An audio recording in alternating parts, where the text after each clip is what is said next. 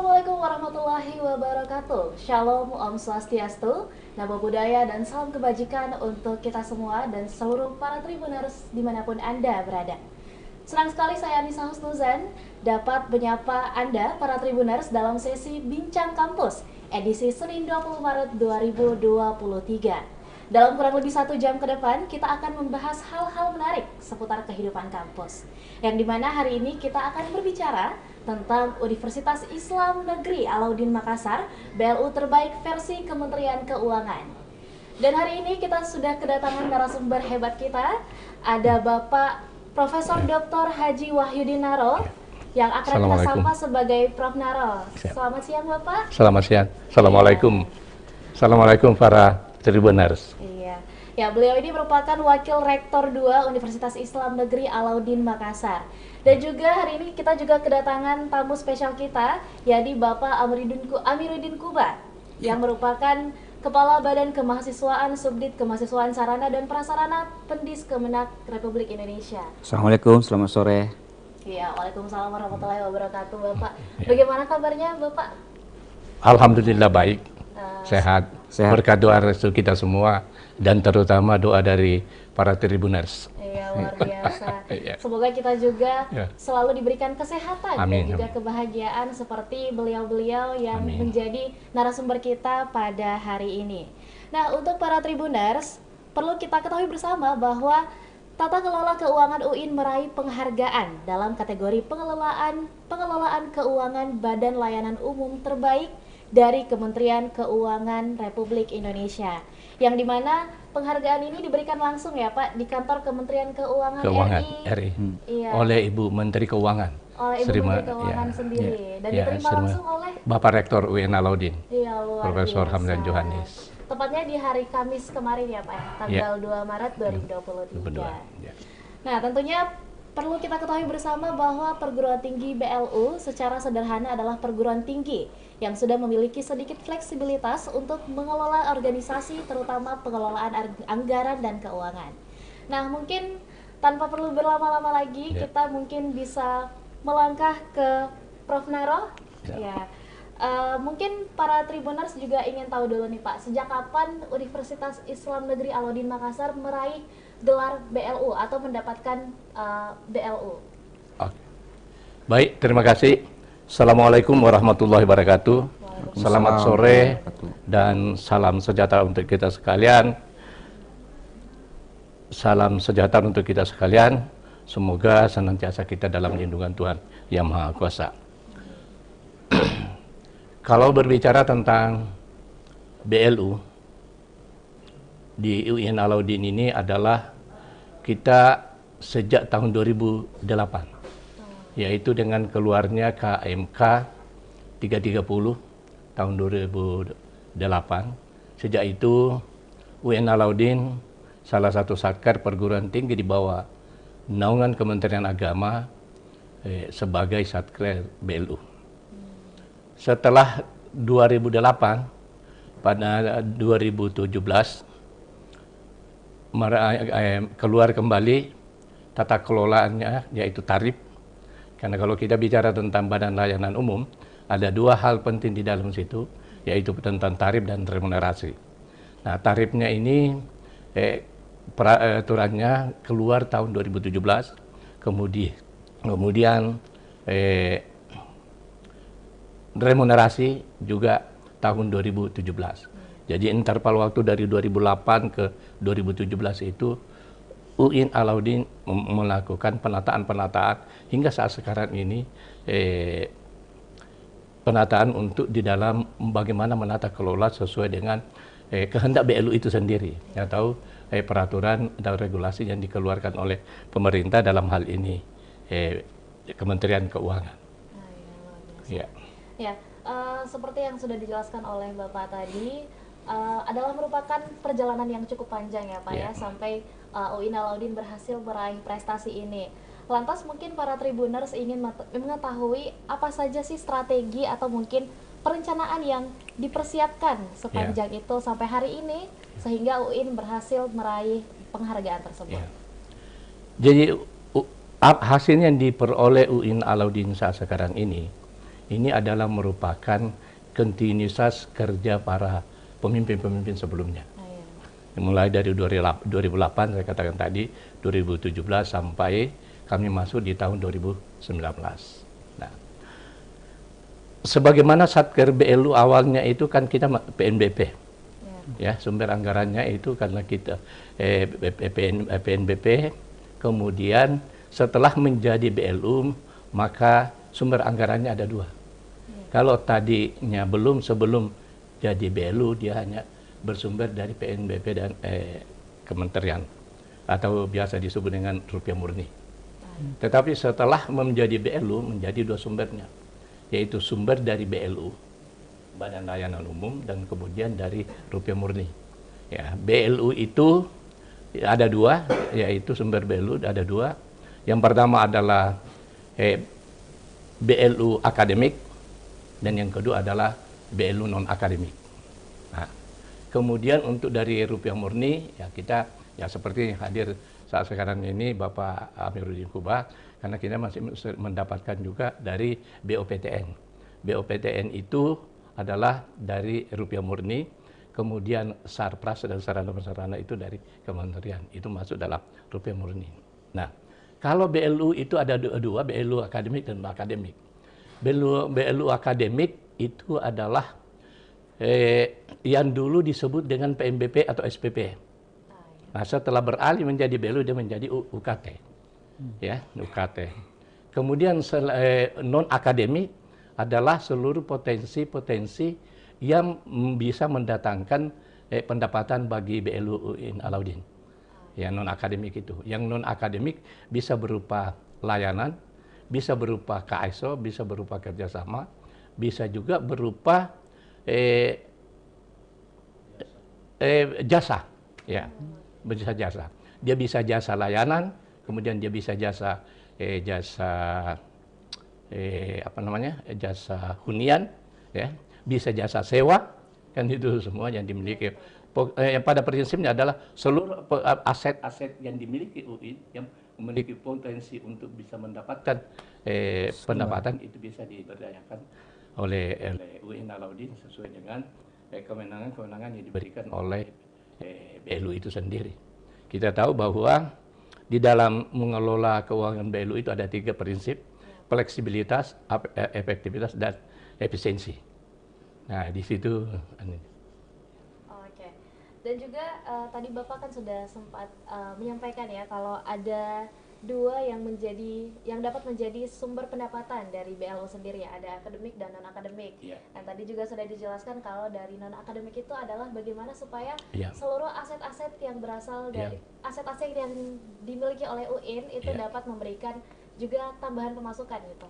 Nah, mungkin para Tribuners juga ingin tahu Pak ya, kira-kira apa aset-aset yang ada di UIN yang mungkin dalam waktu belakangan itu memberikan peningkatan pendapatan gitu, atau mungkin semakin diperbaiki kualitasnya. Jadi memang di dalam menata dana BLU itu harus memang kita super hati-hati karena BLU akademik itu adalah digunakan untuk layanan-layanan akademik. Ya, BNI akademik ini, layanan akademik. Layanan akademik itu adalah untuk proses perkuliahan. Ya kan begitu lah, karena proses perkuliahan, proses pengajaran, pembimbingan dan lain sebagainya. Sementara non akademik ini adalah proses di mana akan berkontribusi kepada layanan akademik tadi itu. Ya, kenapa? Karena di dalam menyusun anggaran BLU tidak bisa lepas dari Renstra itu sendiri. Sesuai dengan amanat KMA nomor 8 tahun 2020 di mana seluruh satker itu harus merujuk kepada Renstra. Nah, di dalam Renstra itu ada 2 muatannya. Yang pertama adalah mutu dan kedua adalah akademik. Nah, itulah non akademik dan akademik ini bisa dalam bentuk aset yang bergerak maupun tidak bergerak. Bahkan dosen dan mahasiswa sendiri itu bisa menjadi sumber pendapatan bagi satker BLU. Ya kan di situ, karena dari kerjasama itu bisa akan melahirkan ini. Nah, aset yang dimiliki UIN Alauddin saat sekarang ini ya kami Ya kalau umpamanya jasa hunian misalnya, kita memiliki training center hotel yang ada di di Jalan Sultan Alauddin Kampus 1. Jadi sekedar informasi para Tribuners bahwa UIN Alauddin itu memiliki 4 kampus. Kampus 1 ada di di Jalan Sultan Alauddin, kemudian kampus 2 ada di Samata di mana rektorat dan aktivitas lebih banyak sekarang, dan yang kedua ketiga ada Madani ya di Pau-Pau, itu kampus ketiga, dan kampus keempat ada di Malino, Bukit Hidayah. Di sana ada pesantren, nah di situ. Nah, semua aset ini bisa berdampak, berkontribusi kepada BLU. Misalnya di kampus 1 ada training center. Training center hotel itu berkontribusi terhadap pendapatan BLU. Jadi kegiatan-kegiatan yang ada di sana itu berkontribusi langsung. Dan insya Allah dalam waktu yang tidak terlalu lama, rumah sakit juga akan beroperasi. Itu juga potensi aset untuk BLU non akademik. BLU tadi lagi non akademik tadi jasa layanan, misalnya kantin-kantin yang ada di kampus. Jadi kami menata kantin saat sekarang ini ada 4 building khusus untuk kantin-kantin itu yang melayani 25.000 mahasiswa. Ya, gitu. Iya, Pak. Berarti kalau tadi Bapak sudah menjelaskan tentang apa-apa saja asetnya ya, ternyata para Tribuners, seluruh aset-aset yang dikelola oleh Universitas Islam Negeri Alauddin Makassar itu juga adalah aset-aset yang dalam penggunaannya juga punya manfaat ya Pak ya, seperti tadi Bapak sempat mention ada training center, ada kantin juga yang tentunya bermanfaat untuk mahasiswa, dan yang terakhir rencananya ada perencanaan pembangunan rumah sakit ya Pak? Bukan, sudah berjalan sekarang. Tinggal peresmian dan pemampanan, menunggu alkesnya. Kalau alkesnya sudah ada, insya Allah akan running itu rumah sakit. Iya. Dan tentunya ini adalah mungkin salah satu bentuk implementasi juga ya Pak dari Tridharma Perguruan Tinggi. Perguruan Tinggi, ya betul. Yang dimana pendidikan kita penuhi, penelitian kita penuhi juga, dan juga pengabdian terhadap masyarakat. Terlebih jika nanti rumah sakit tersebut sudah berhasil kita dirikan, UIN dirikan maksud saya, dan juga akan bermanfaat untuk masyarakat sekitar ya Pak. Ya luar biasa. Nah, kalau tadi kita sudah berbicara tentang aset-aset yang sudah dikelola, tentang bagaimana prosesnya, tahapan panjangnya sampai hari ini, yang para Tribuners juga mau tahu mungkin seperti apa keterlibatan dari pegawai-pegawai atau juga staf dalam perwujudan pengelolaan BLU yang bagus saat ini. Kalau keterlibatan ini jadi gini, setelah kami jadi BLU, ya, BLU itu dalam rangka untuk layanan, maka kami membagi misalnya layanan akademik, dosen. Jadi setelah kita BLU, dan inilah yang menjadi apresiasi dari Kementerian Keuangan, karena kami membagi dosen itu ada 2, ya, dosen itu ada 2, yaitu dosen yang mendapat tugas tambahan dan dosen yang tidak dapat mendapat tugas tambahan. Nah, dosen yang mendapat tugas tambahan itu adalah dosen-dosen yang menduduki jabatan-jabatan struktural, mulai dari rektor sampai sekretaris prodi. Nah, kemudian dosen yang tidak mendapat tugas tambahan adalah dosen yang tidak masuk tadi ini, yang murni dia pure ini. Nah, dengan penataan pengelolaan dengan keluarnya KMK 129, di mana fleksibilitas bagi kita dalam mengelola keuangan dan memanfaatkan sumber anggaran yang ada, maka demi untuk menciptakan penggunaan anggaran berbasis kinerja, untuk mengukur kinerja BKD, LKD, dan kinerja pejabat, itu harus kami bedakan. Misalnya, dosen-dosen yang mendapat tugas tambahan, kalau sebelum menjadi BLU, itu penilaiannya di dalam melaksanakan tusi itu 60-40. 60 LKD-nya, 40 kinerjanya. Nah, sekarang setelah menjadi BLU dan inovasi yang kita lakukan yang keluarnya 129 tadi, yang sekarang sudah berubah lagi dengan 202, itu kita melakukan bahwa pejabat-pejabat yang menduduki, dosen yang menduduki jabatan struktural itu bekerja pure 100% melakukan layanan manajerial. Oke. Jadi mulai dari rektor sampai sekretaris prodi itu dia tidak lagi mengurusi tentang akademik. Oh iya Pak. Ya, proses akademik. Dia tidak Iya, mengurusi prodi. Tetapi dia hanya melakukan layanan akademik. Layanan akademik yang saya maksudkan adalah mereka administrasi akademik itu yang mereka berikan baik kepada dosen maupun kepada mahasiswa. Iya Pak. Sementara dosen yang mendapat tugas tambahan tadi ini mereka pure manajerial. Oke Pak. Yang manajerial memberikan layanan manajer kepada lembaga, Iya. pengembangan lembaga apa segala macam.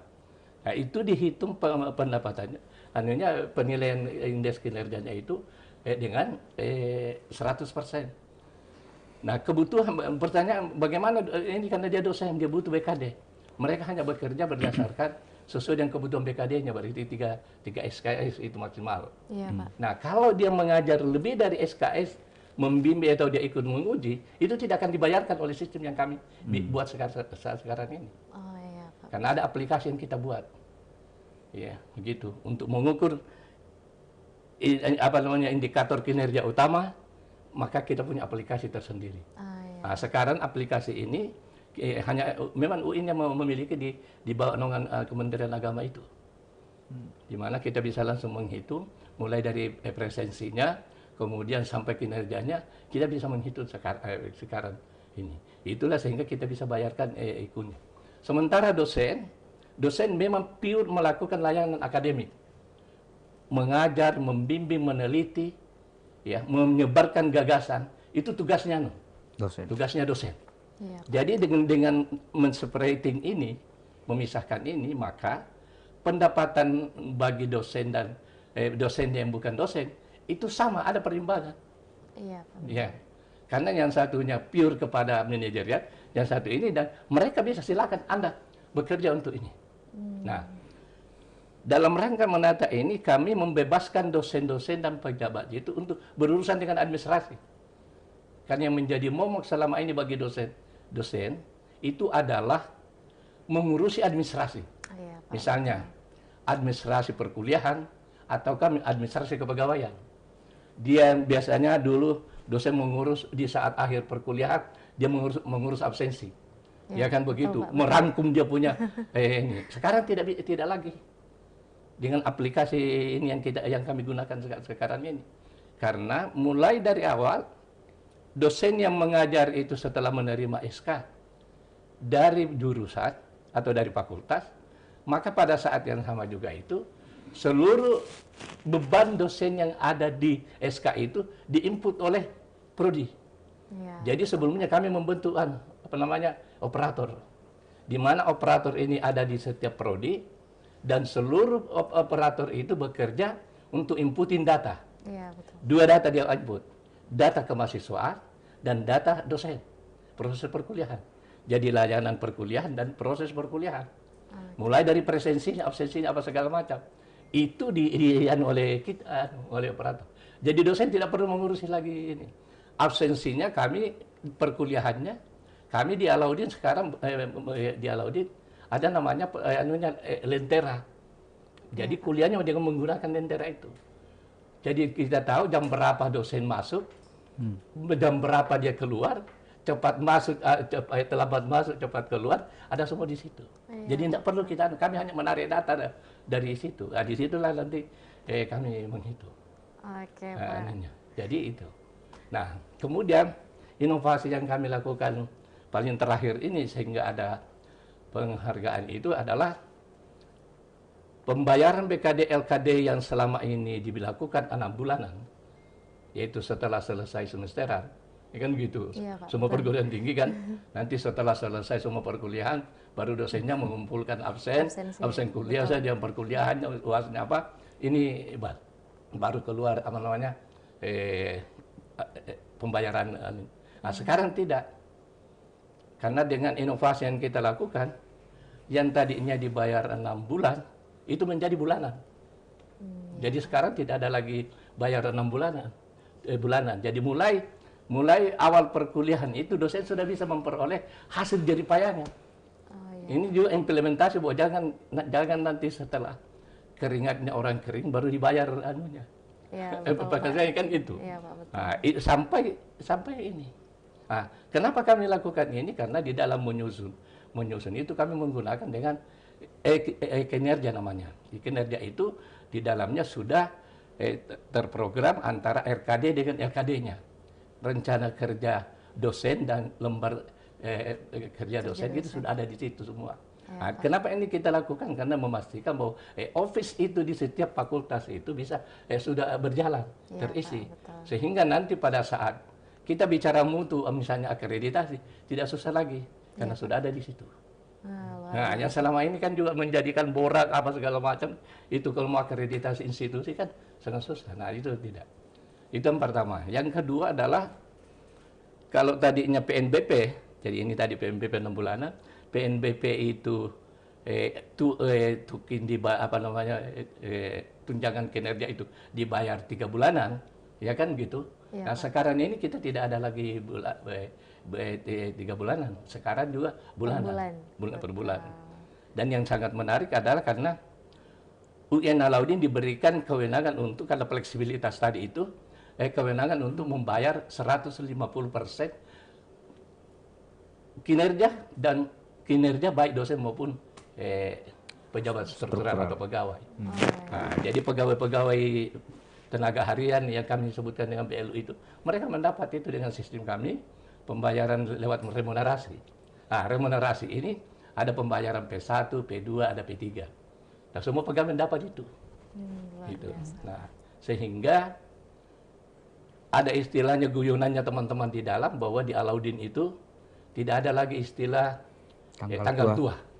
Wah, tanggal muda terus ya, Pak, muda terus. Karena setiap minggu itu, karena dengan adanya berubah sistem ini kan tadinya kita hanya pembayaran itu kan 4 kali. Iya, Pak. 4 kali pembayaran. Sekarang 8 kali pembayaran.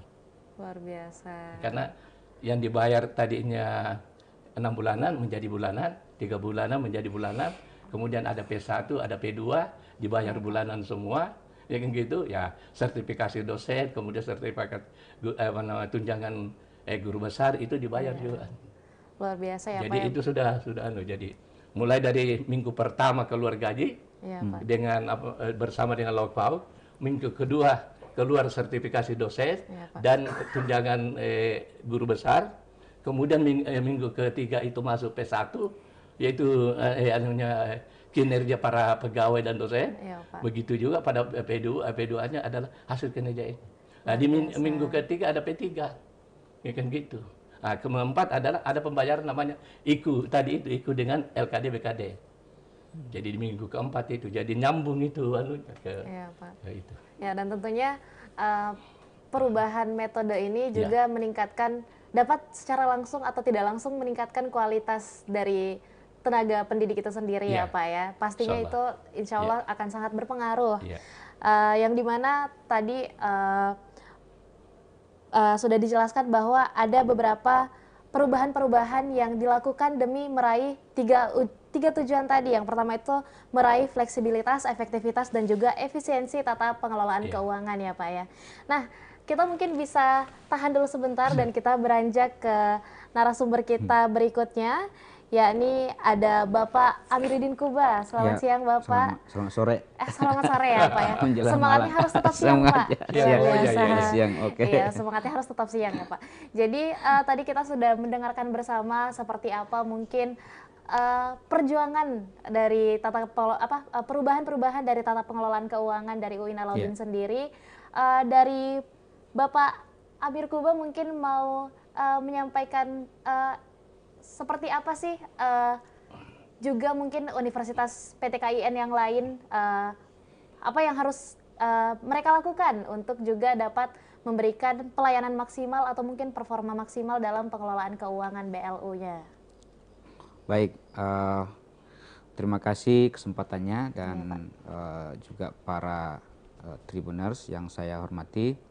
Saya kira pertama kita ingin memberikan apresiasi yang tinggi kepada UIN Alauddin Makassar yang sudah mendapat atau meraih penghargaan yang tinggi dari Kementerian Keuangan sebagai BLU terbaik.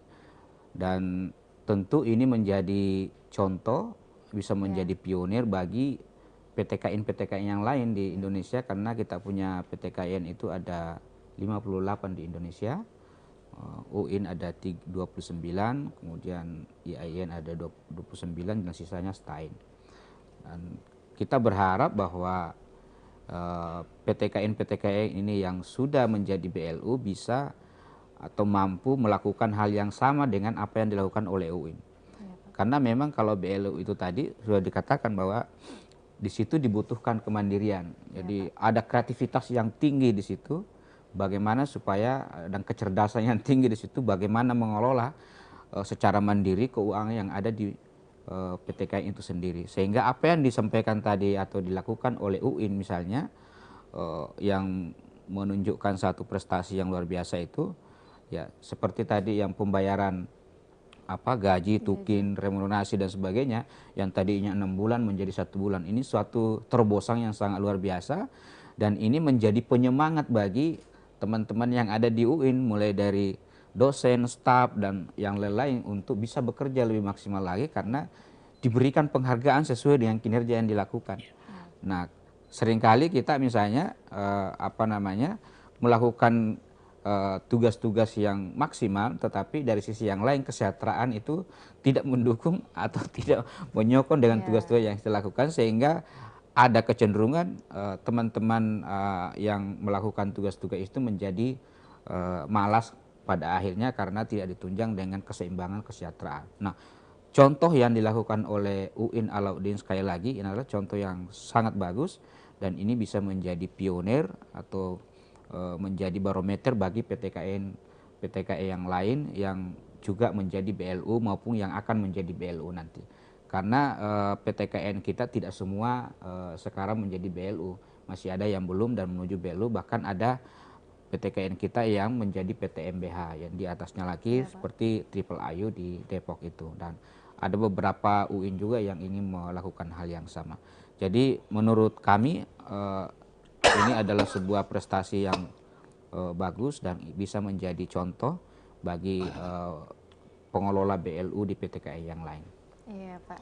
Nah, para Tribuners juga tentunya pasti ingin tahu nih Pak ya, kalau misalnya UIN Alauddin sudah berhasil meraih penghargaan tersebut, apa-apa saja sih yang sebenarnya menjadi mungkin variabel-variabel dalam penilaian ketika kita mengkategorisasikan satu PTKIN itu berhasil mendapatkan penghargaan pengelolaan keuangan badan layanan umum yang terbaik. Itu mungkin Pak. Ya, ini sebetulnya bukan keahlian saya ya dalam memberikan indikator ataukah penilaian, tetapi paling tidak seperti apa yang disampaikan tadi oleh Pak Warek II kita ini, Prof. Naro, itu beberapa contoh teknis yang atau terobosan-terobosan yang bisa menjadi contoh, karena masing-masing perguruan tinggi punya strategi tersendiri.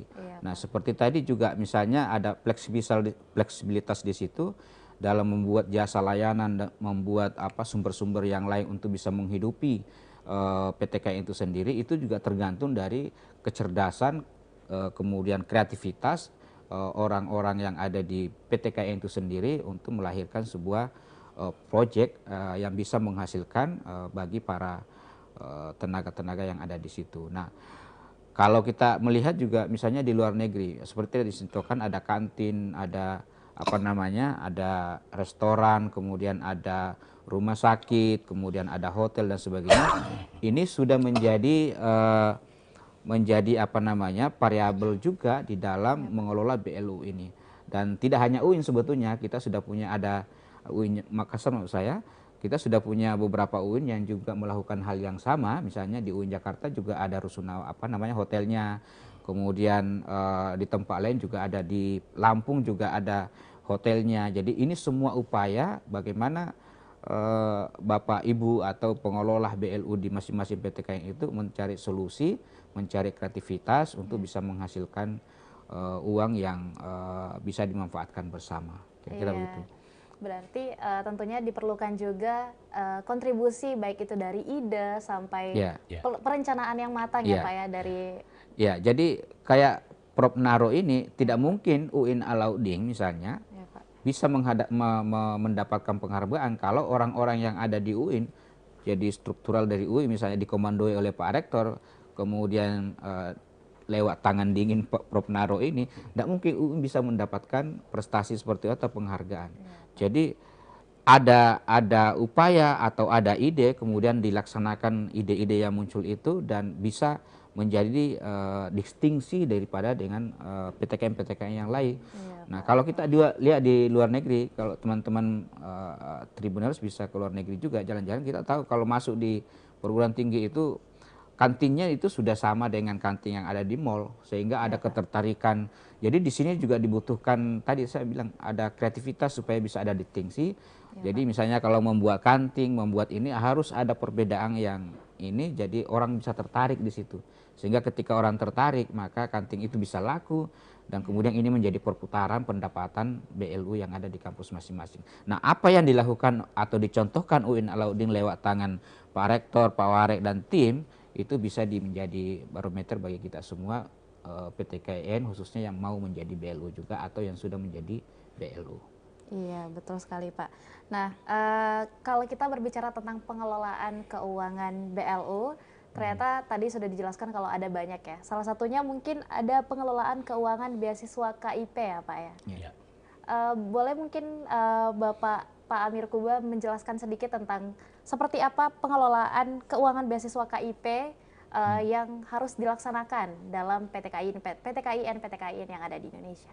Ya, baik, Tribuners yang saya hormati, jadi kebetulan saya ini lagi melakukan monitoring, evaluasi program KIP di Indonesia, karena alhamdulillah program KIP Kuliah atau Kartu Indonesia Pintar Kuliah ini diberikan yang kuota secara jumlah yang tertentu kepada Kementerian Agama dan juga Kementerian Dikbud ya, Ristek Dikbud. Dan kebetulan juga di Kementerian Agama, di Subdit kami yang melakukan atau diberikan kepercayaan untuk mengelola KIP Kuliah ini. Jadi KIP ini adalah program pemerintah yang dulu namanya bidik misi. Ya, betul. Nah, tahun ini atau periode ini adalah periode kedua dari Presiden Jokowi dengan mengganti nama KIP Kuliah, tetapi secara prinsip sama dengan bidik misi. Nah, kepada siapa KIP Kuliah ini diberikan? Kepada mahasiswa atau calon mahasiswa kita yang berasal dari orang keluarga kurang mampu tapi punya prestasi akademik, secara akademik. Nah, inilah mereka menjadi salah satu syarat bisa mendapatkan KIP Kuliah. Nah, di Indonesia, khususnya di Kementerian Agama, kita membagi KIP itu dua. Ada KIP yang kita peruntukkan untuk PTKIN di seluruh Indonesia, ada 58 tadi. Kemudian kita juga memberikan kepada seluruh kesempatan kepada PTKIS, perguruan tinggi swasta Indonesia yang kurang lebih 800 perguruan tinggi se-Indonesia. Nah, salah satu yang kita berikan adalah misalnya UIN Makassar. UIN Alauddin Makassar itu alhamdulillah sejak 2020 kita memberikan kuota KIP Kuliah sampai tahun sekarang adalah tahun keempat ya. Tahun keempat tahun ini.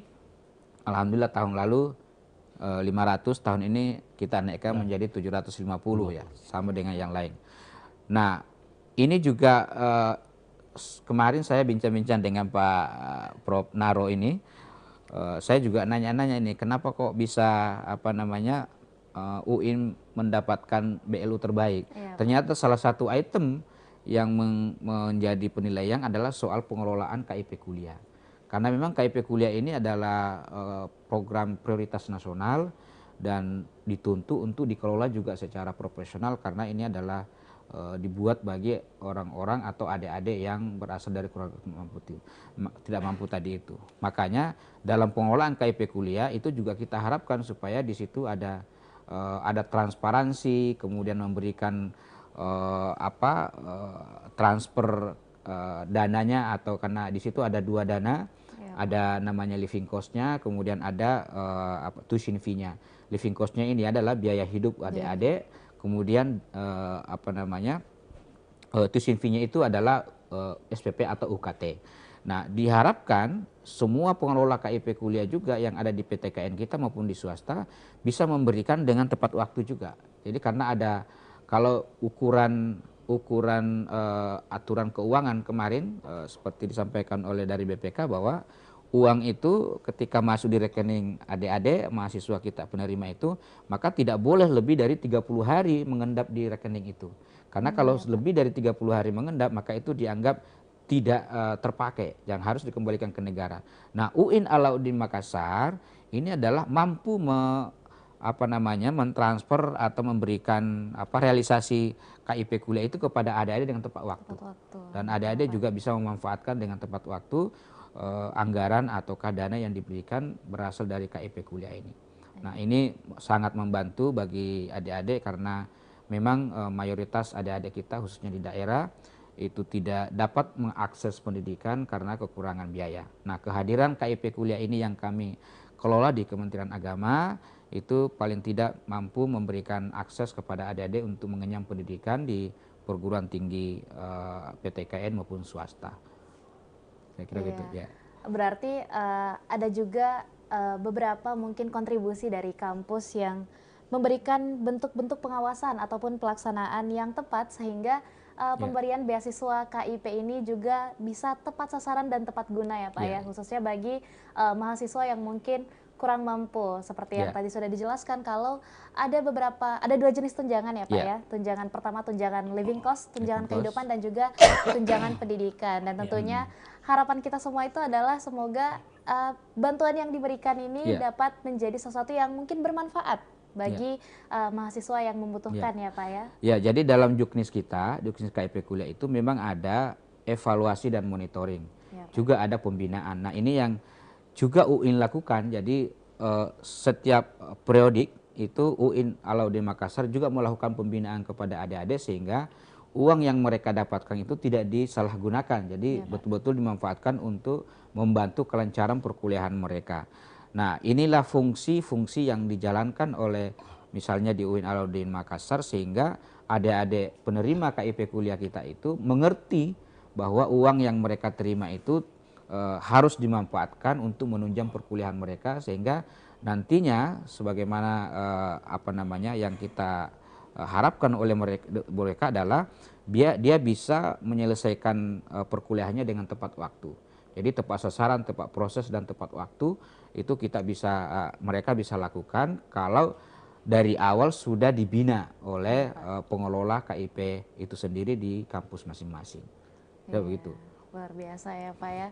Dan ini tentunya adalah hal-hal yang saling memiliki keterkaitan satu sama lain ya Pak ya, terkait dengan tata kelola keuangan dari BLU dan juga BLU dari PTKIN yang ada di Indonesia hingga mungkin seperti apa bentuk-bentuk bantuan ini, bentuk-bentuk perencanaan ini dilaksanakan dan ditindaklanjuti dengan benar ya Pak ya. Dan tentunya ini membutuhkan dukungan dari seluruh stakeholder yang ada dalam pihak kampus ya Pak ya, dari kepegawaian mungkin, tenaga pendidikan dan juga mahasiswanya itu sendiri ya Pak ya. Saya tambahkan sedikit Pak. Boleh Pak, silakan. Tentang transparansi dan karena memang napas pengelolaan keuangan BLU itu adalah salah satu poin penting adalah transparansi dan akuntabilitas. Bicara tentang SPP dan beasiswa, memang alhamdulillah di Alauddin saat sekarang ini dalam rangka menyusun transparansi dan akuntabilitas itu penyusunan UKT itu berangkat dari jurusan. Itu berangkat dari jurusan. Begitu juga di dalam pemberian beasiswa itu semua berangkat dari jurusan. Kenapa ini kita lakukan? Karena yang paham kebutuhan dan kebutuhan para mahasiswa itu ada di jurusan. Iya betul. Ya, ada di jurusan. Sehingga kita memaksimalkan peran-peran prodi dengan ketua prodi yang ada di ini kan. Mereka lebih memahami itu apa kebutuhan mahasiswanya. Nah, sehingga pada saat pemberian beasiswa itu dia harus tetap sasaran. Iya betul. Seperti yang diungkapkan. Kemudian di dalam menentukan UKT-nya mahasiswa itu jurusan atau prodi lain yang lebih paham itu kemampuan ekonomi orang tuanya. Betul Pak. Nah, ada sinergitas antara kemampuan orang tua, ekonomi orang tua dengan pemberian beasiswa. Karena pemberian beasiswa itu dipatok di situ di Juknis 2,4 ya. 2,4. 2,4. Untuk tuition fee, Ya. 4,2 untuk living cost. Living cost. Jadi 2,4 ini tidak boleh ada mahasiswa yang berada di UKT lebih dari 2,4. Ya Pak, betul. Ya kan begitu. Ya. Nah, sebelum kami memperoleh reward ini dari Kementerian Keuangan, kami sering menghadapi masalah di ini. Karena kadang ada yang menerima beasiswa, dia UKT-nya 3.000, Ya, 3 3 juta. juta. Ada 4 juta misalnya. Akhirnya menjadi temuan. Bahkan disuruh pengembalian. Jadi dengan melakukan penataan sistem, ya, aplikasi yang kami gunakan dengan survei dan melibatkan prodi saat sekarang ini, maka dengan sistem yang kami lakukan melalui Pustipat itu, tidak ada lagi mahasiswa yang bisa diberikan di atas UKT 24, Pak Kasubdit. Karena kalau dia mencoba, karena dia mungkin ada keluarganya atau ada omnya apa segala macam, dia dicoba dipaksakan dimasuk di sistem untuk mendapatkan beasiswa, tertolak oleh sistem Betul. aplikasi kami. Karena memang sudah kami kunci di 2,4. Betul, Pak. Jadi pada saat wawancara apa segala macam itu sudah ini. Iya. Jadi ada korelasi ini pemberian beasiswa ini dengan UKT. Nah, semua ini kembali ke prodi. Karena mereka lah yang sangat memahami itu kebutuhan. Iya, Pak. mahasiswa. Betul. Ya. Ya, Jadi luar beberapa PTKIN itu memberlakukan. Jadi ada UKT-UKT level tertentu yang boleh masuk di KIP kuliah ini. Karena tadi, jadi tidak boleh yang UKT dia UKT 5 yang 4 juta, 5 juta kemudian masuk di situ. Nah itu Pak. secara sistem, dan ini yang sangat luar biasa menurut saya karena secara sistem itu langsung tertolak. Nah itu luar biasa Pak. Jadi tidak ada lagi main-main mata dan sebagainya. Iya. 2,4 saja, 2.450 apa itu sudah tertolak. tertolak oleh sistem kami. Nah, itu yang luar biasa. Jadi, makanya kemarin waktu BPK melakukan pemeriksaan, dipanggil Pustipat, dipanggil semua. Bagaimana meyakinkan bahwa mereka semua ini 2,4? Kita buka analisis. Sistemnya sudah. Ya ini yang untuk persyaratan lain adalah memang betul-betul kita turun melakukan. Nah itu yang menyangkut masalah transparansi. Ada survei ke lapangan. Pemberian beasiswa dan UKT. Kemudian karena ini BLU adalah napasnya penggunaan anggaran berbasis kinerja, maka kami di UE ini itu adalah mengajukan mulai dari proses awal sampai pertanggungjawaban itu harus dilakukan pemantauan. Yang itu pemantauan. Nah, misalnya penyusunan penganggaran di setiap fakultas atau di setiap prodi, di setiap unit ke pusat itu harus berlandaskan kepada satu Renstra. Tidak boleh ada program di RKKL itu yang dilakukan oleh prodi, fakultas, lembaga dan pusat tanpa ada cantolannya di Renstra. Satu. Yang kedua adalah berdasarkan IKU yang telah ditandatangani oleh rektor, indikator kinerja utama yang telah ditandatangani oleh rektor bersama dengan Dirjen Pendis. Beserta di hadapan beserta dengan PKBLU. Jadi tiga poin ini yang harus dilakukan. Karena kenapa?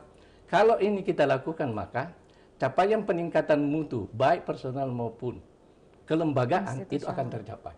Jadi dengan sendirinya akreditasi akan bisa kita penuhi.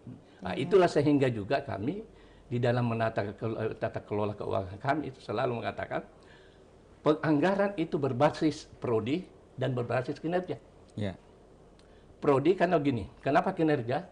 Karena banyak orang yang bekerja tapi tidak berkinerja. Nah, dia bekerja capek tapi tidak ada tolak ukurnya. Misalnya, saya adalah warak 2, tetapi saya mengurusi kemahasiswaan. Saya bekerja tapi tidak berkinerja karena di Renstra dan di IKU saya tidak bukan tusinya di situ. Jadi semua harus bekerja sesuai dengan tusi masing-masing. Mulai dari prodi sampai ini. Nah, jadi karena itu sehingga kita membayar sesuai dengan hasil kinerja masing-masing. Ya, Pak, ya. Baik struktural, pegawai maupun dosen. Jadi bisa jadi dalam satu pembayaran itu ada yang tinggi, ada yang rendah, tergantung kinerjanya. Ya, betul Pak. Bagaimana mengaturnya itu? Kami punya aplikasi yang mulai dari prodi itu. Ya. Nah, inilah tugasnya tadi ini Pak Kasubdi, tugasnya operator yang kita ini untuk menginput seluruh kegiatan-kegiatan mahasiswa maupun kegiatan dosen. Dosen, oh iya. Iya. Berarti seluruh apa yang diterima itu adalah hasil dari Jadi payah ya, masing-masing. betul, Pak. Iya. Iya, Jadi luar kalau mau biasa.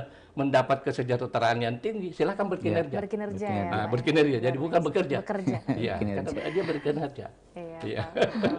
Luar biasa ya para Iya. Tribuners, hasil diskusi kita pada hari ini. Saya jadi tahu banyak nih, Pak, Iya. tentang seperti apa tata kelola keuangan dalam BLU khususnya di universitas dan juga perguruan tinggi khususnya di PT-KIN yang ada di Indonesia. Baik.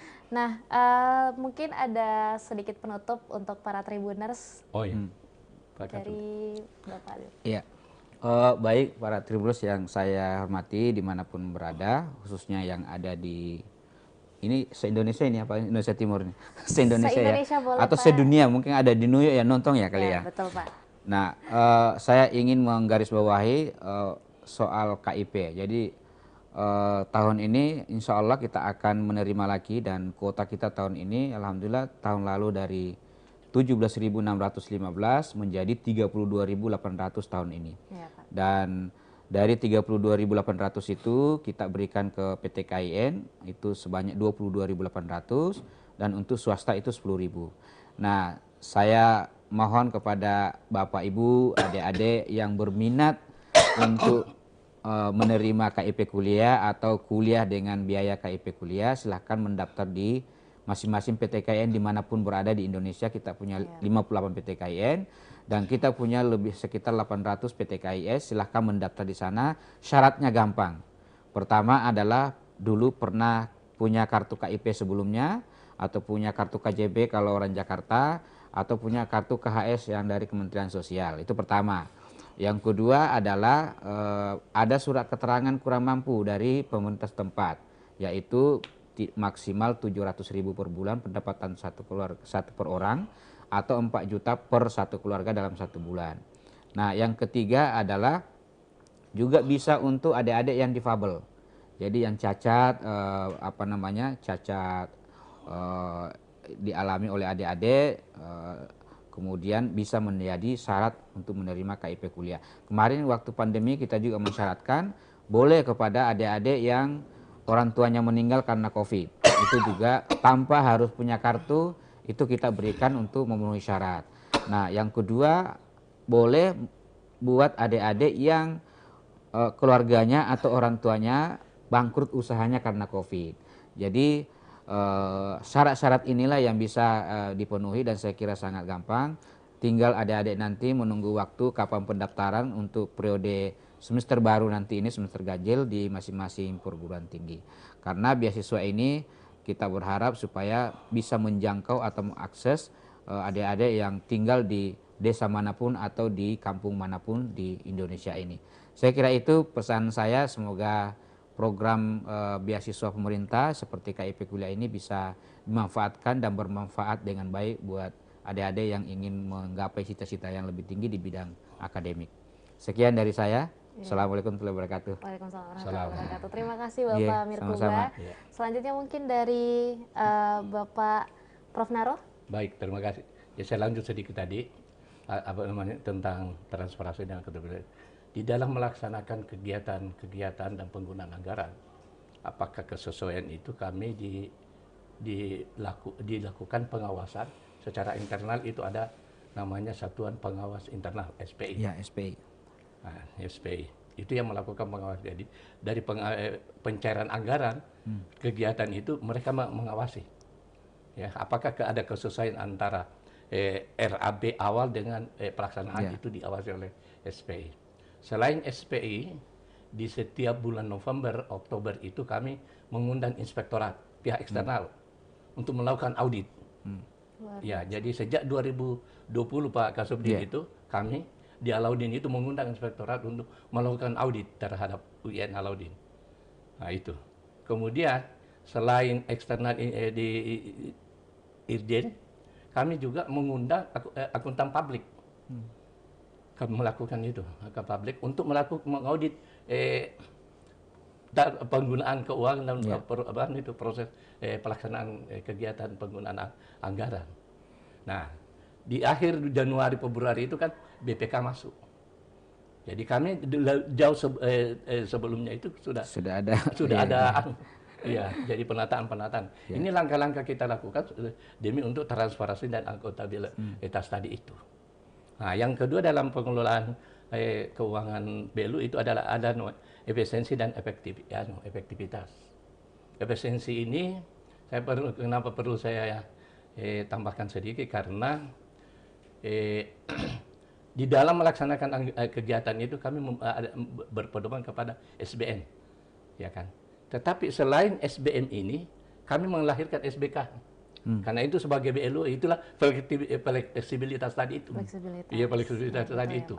Di mana misalnya di SBN itu mata anggaran untuk kegiatan konsumsi 40.000 per eksampel, ya kan gitu. Tetapi ternyata kita bisa melaksanakan kegiatan itu dengan konsumsi 20.000. Yeah. Jadi kami lahirkan SBK. Jadi tidak harus menghabiskan anggaran 40.000 itu. Ya kan begini. Nah, ini yang ini. Jadi kita lahirkan di situ demi untuk menjaga. Karena ini ternyata bisa selesai itu. Ya, Pak. Nah, kemudian yang kedua adalah pembayaran tunjangan pendidikan dan tenaga harian kami melakukannya dengan dasar pengukuran kinerja masing-masing. Ya, betul. Ya, melalui kalau tadi istilah ada BKD, ada LKD, kemudian LKP, kan gitu. Ya, Pak, jadi betul. Semua masing-masing ini. Jadi masing-masing nanti akan mendapatkan sesuai dengan hasil kinerjanya. Nah, Tribuners yang kami hormati, salah satu capaian di dalam menata pengelolaan ini, kami punya program di UN Alauddin itu yang salah satu juga terabsorbi Pak Kapsudit adalah program akselerasi guru besar berbasis prodi. Ya, jadi selalu kami melakukannya itu berbasis prodi, penelitian berbasis prodi, akselerasi guru besar berbasis prodi. Nah, akselerasi guru besar berbasis prodi ini didukung dengan berbagai kegiatan-kegiatan sebelumnya atau perangkat-perangkat lain, misalnya penerbitan buku 100 buku setiap tahun bagi bagi dosen dan pegawai. Jadi menulis buku itu bukan hanya dosen, tapi pegawai juga nyemplung di situ. Betul, Pak. Karena dalam rangka keseimbangan tadi itu jangan. Nah, ternyata dengan 2-3 tahun terakhir ini animo menulis buku itu banyak dari pegawai. Buntut-buntutnya mau jadi dosen. Luar biasa. Jadi dosen. Nah, kita tidak bisa karena itu juga sudah hak mereka untuk melakukan itu. Ya, alhamdulillah guru besar yang kita lahirkan selama program akselerasi guru besar berbasis prodi sudah ada 14 guru besar. Luar biasa, ada 14 orang ya, Pak. Yang dimana sebelumnya sangat susah untuk dilakukan. Itu tambah dari saya dan alhamdulillah terima kasih Tribun mengundang kami dan para tribuners yang ada di masing-masing tempat. Kita senantiasa mengharapkan saran-saran dan masukan-masukan dari kita semua, terutama dari Tribun, untuk bagaimana menata kelola keuangan Alauddin atau manajemen UIN supaya senantiasa berada pada kestabilan dan perimbangan serta kontinuitas. Ada check and balance ya, check and balance. Betul. Nah, salah satu poin check and balance itu tadi kami mengundang dari pihak luar untuk melakukan audit internal juga. Iya, terima kasih banyak ya. Terima kasih banyak kepada Pak Naro dan juga Pak Amir Kuba. Demikianlah, semoga kita dapat bertemu di kesempatan lainnya ya Pak ya. Amin ya rabbal alamin. Demikianlah bincang kampus kita pada sore hari ini para Tribuners. Saya Anissa Husnuzan pamit undur diri. Sampai ketemu kembali di sesi berikutnya. Wassalamualaikum warahmatullahi wabarakatuh dan sampai jumpa. Waalaikumsalam warahmatullahi wabarakatuh. Assalamualaikum.